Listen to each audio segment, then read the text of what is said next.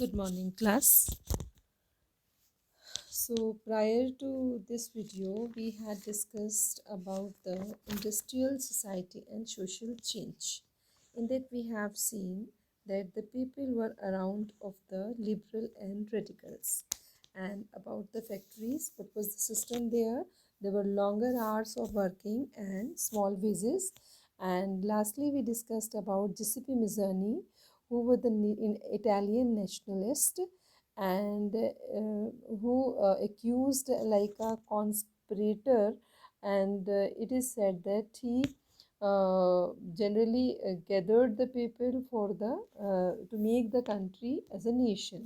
So nation word we had discussed there. Now proceeding to the segment like the coming of socialism in India, Europe.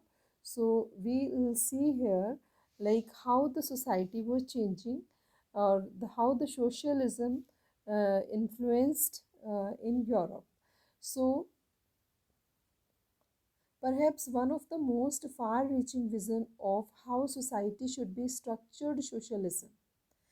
By the mid 19th century in Europe, socialism was a well-known body of ideas and attracted widespread attention.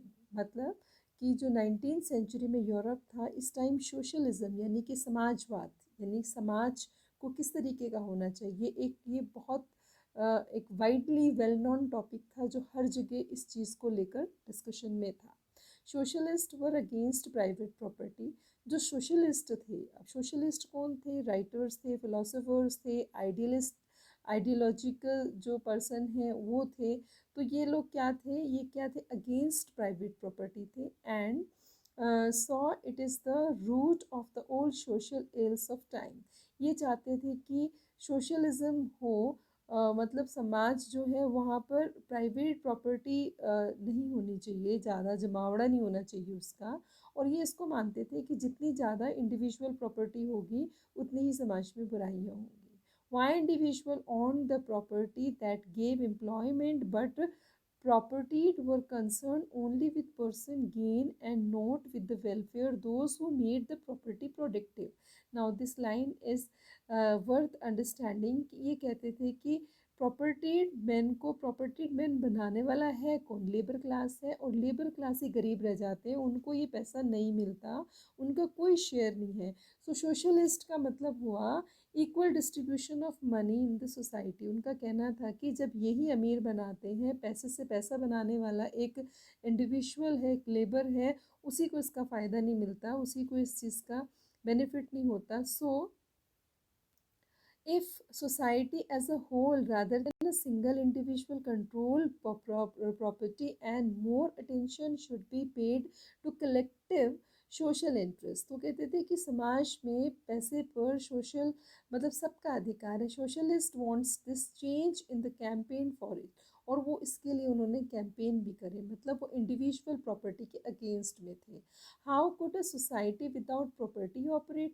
अब ये भी कहा जाता है कि अगर society में, समाज में पैसा ही नहीं है तो वो ऑपरेट कैसे करेगी, किस तरीके से डील करेगी. What would be the basis of the socialist society. तो उसके कुछ रूल रेगुलेशन होना चाहिए, बेस होना चाहिए, कोई आधार होने चाहिए. तो socialist had different vision of the future.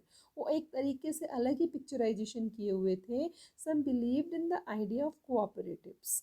अब कोऑपरेटिव्स क्या होते हैं? कोऑपरेटिव्स होते हैं एक म्यूचुअल, एक मतलब एक कोऑपरेट करने की फीलिंग है, सहयोग करने की फीलिंग है. तो इसमें फर्स्ट नेम जो आता है हमारे पास आता है रॉबर्ट ओवेन का.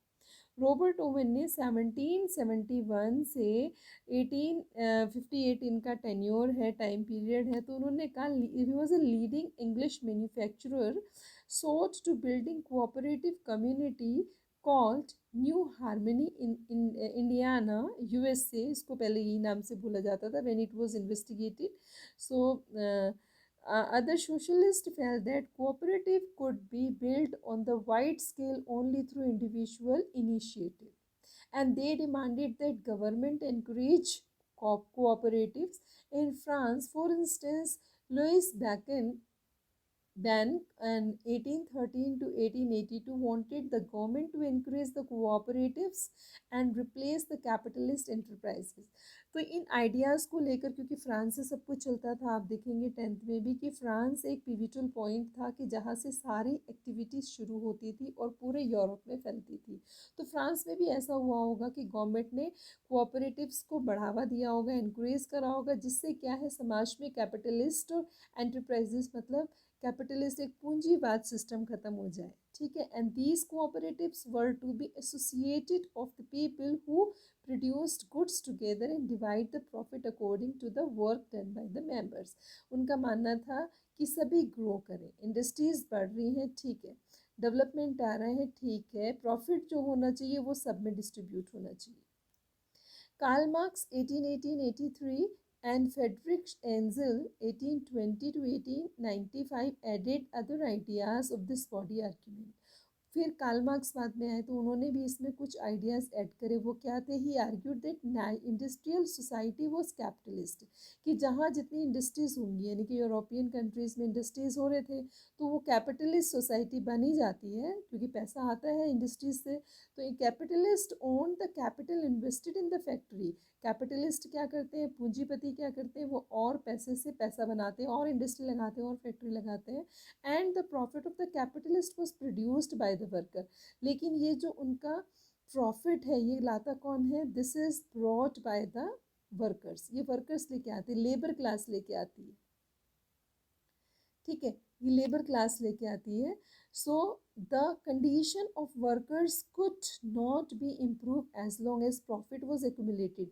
ये कहते हैं प्रॉफिट तो बढ़ता जाता है, ठीक है, प्रॉफिट इंक्रीज हो रहा है, लेकिन वर्कर की कंडीशन क्या है? वो डिक्रीज होती है, वो नहीं बढ़ती है, वो घटती है। Workers had own through the capitals and the rule of private property. तो वर्कर्स हैड टू ओवरथ्रो, तो वर्कर्स को तो बाहर निकाल देते हैं, and capitalism had the rule to private property. Marx believe that the free themselves from capital exploitations, worker had to construct a radically socialist society where all property was socially controlled. So he believed, Karl Marx believed that कि the free themself capitalist exploitation, मतलब यहाँ पर जो है exploitation ख़त्म होना चाहिए। Workers को जो है they should construct the society themselves and property socially control, and this would be communist society. मतलब इससे क्या होगा? ये कम्युनिस्ट सोसाइटी होगी। And he was convinced that the worker would trump in their conflict and capitalist. He was convinced, वो इस चीज़ से भी सहमत थे कि the worker would trump their conflict with capitalist, कि वो ही अपने आप में एक नया चेंज ला सकते हैं। A communist society was the natural society of future.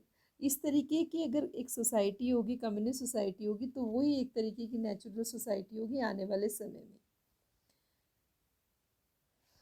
So till here we'll discuss, we have discussed, so read this, and only the two you can say writers we read, Karl Marx and Robert Owen।